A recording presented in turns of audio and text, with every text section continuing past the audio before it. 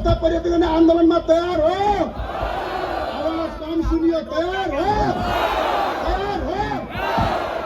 अहिले हो भनेर हात उठाएको छौ, भोलि गाउँमा आउँछु, घरमा आउँछु, त्यही बेला हमला गर्छु है, कुरा बोल्नु।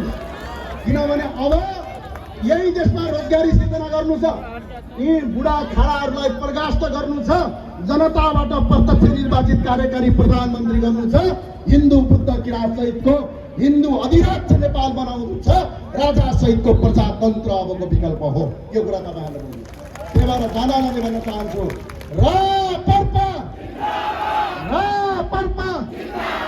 ल धेरै धेरै समय लामो लगे, तयार भएर बस्ने हो, छातीमा हात राख्नुहोस्।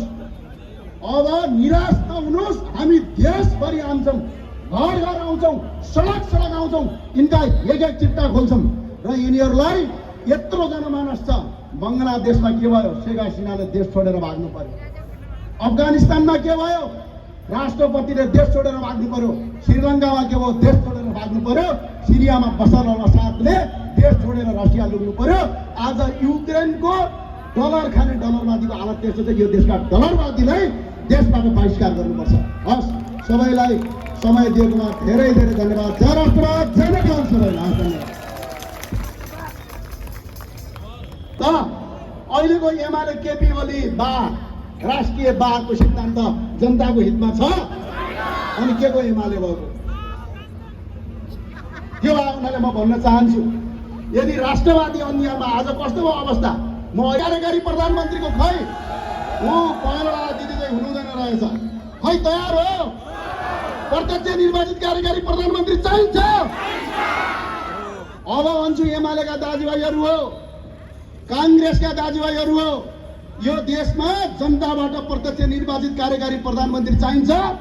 तपाईँको पार्टीबाट कलाई लडाउने निर्णय गर्नुहोस्, हाम्रो पार्टीबाट हामी निर्णय गर्छौँ। तमाम युवाहरू तिनीहरूका विरुद्धमा चुनाव लड्न तयार छौँ हामी देशभरि। त्यसपछि देखा जाए काट्टाकुट्टा भइसकेन, औलिसो गाइकन जस्तो गरेका छन् यिनीहरू। अब कालमा प्रदेशमा 35 पटक सरकार परिवर्तन भयो, 8 पटक, झन्डै 550 जना भन्दा बढी मन्त्री छन्। यो 63 देखि यतासम्म गर्ने हो भने देशभरिका जनताले यिनले स्वास्थ्य निशुल्क दिएनन्, शिक्षा निशुल्क दिएनन्, बाटो राम्रो बनाएनन्, रोजगारी दिएनन्, बिजुली दिएनन्, पानी दिएनन् भने यिनलाई कर तिर्न पनि अब छोड्ने आन्दोलन गर्न पनि देशमा आवश्यक छ। आज रातो बाटो समाउनुपर्छ। देख्नुभन्न, नगर बोल्ने हो भने 2400वटा फ्याक्ट्री खोल्न सकिन्छ। 2400वटा फ्याक्ट्रीमा एक फ्याक्ट्रीमा 500 जना मान्छेले मात्र काम पाउने हो भने 12 लाख मान्छेलाई यही देशमा रोजगारी सिर्जना गर्न सकिन्छ। त्यही भएर हामी भन्छौँ, प्रदेश संरचना खारेज गर्न तयार हो? यो भिड, यो जनसभालाई केपी ओलीले हेरौँ। एमालेका कार्यकर्ता दाजुभाइहरू हो, माओवादी साथीहरूलाई आज भन्न चाहन्छु, हतियार उठाएर बुटोलको तिरगिरीमा भिडन्त गरेका थियौ।